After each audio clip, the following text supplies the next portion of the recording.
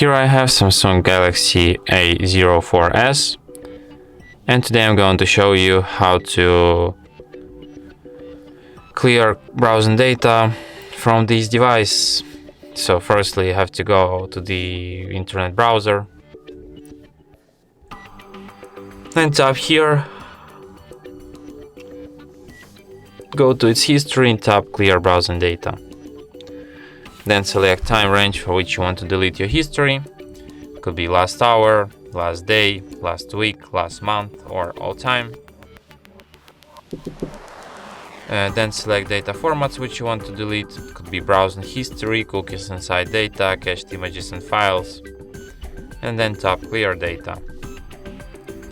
And after that, history will be cleared. And that's it. Thanks for watching.